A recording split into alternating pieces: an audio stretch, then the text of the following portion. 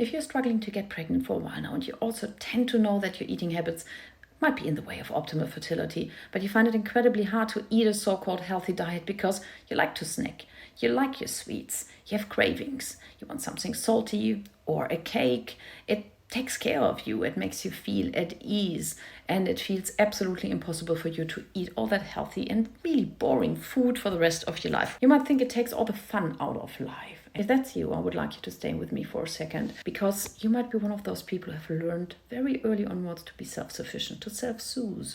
You might be incredibly good at self-soothing, but what you actually have learned is self-neglect. Let me tell you a little bit about my own story, my own childhood, my own upbringing. I got praised for being incredibly independent.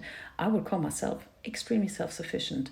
I do things good. I do them alone. I get shit done. But I grew up very early onwards, far too early, and I learned to do things on my own. I had to, because my parents, they were pretty much not there. And they praised me for being incredibly good at self-soothing. I would probably even agree. I'm good at that. But am I really? Because I had to learn to comfort myself. I had to learn to silence myself. I didn't learn to meet my needs. No, I learned my needs don't matter. I learned to push them away and pretend I didn't have any. And I got really good at that. So good that not long ago, I wouldn't have been able to tell you what I'm actually feeling. And when you grow up in an environment where your emotions are just too much, your needs are too much or not even seen, and there simply isn't space for any of them, your nervous system learns very quickly that if you are soft, if you cry, if you need help, no one is there.